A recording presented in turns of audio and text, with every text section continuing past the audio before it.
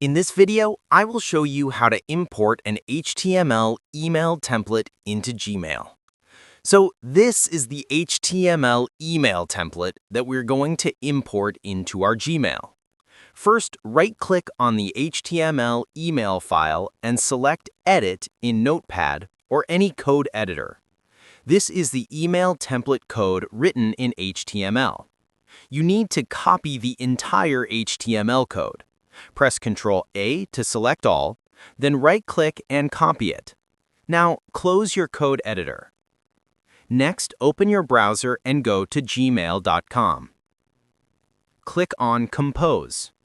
Right-click on the email body and choose Inspect.